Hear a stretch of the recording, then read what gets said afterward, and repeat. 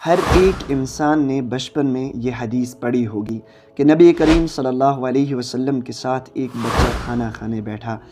اس نے کھانے کے مینرز کا خیال نہیں رکھا۔ آپ صلی اللہ علیہ وسلم نے فرمایا یا غلام سم اللہ وکل بیمینک وکل مما یلیک، کہ اے بچے آپ اللہ کا نام لے کر کھاؤ اور اپنے دائیں ہاتھ سے کھاؤ اور اپنے سامنے سے کھانا کھاؤ۔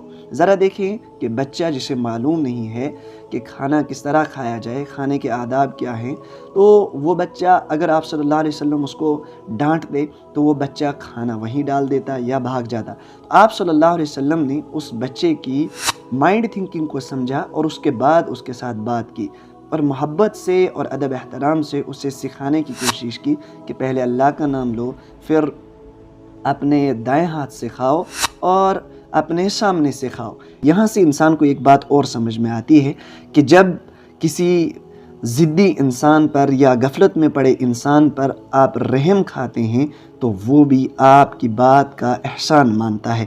کیسے؟ حضور صلی اللہ علیہ وسلم کی ایک حدیث ہے من لا یرحم لا یرحم، کہ جو شخص رحم نہیں کرتا اس پر رحم نہیں کھایا جاتا۔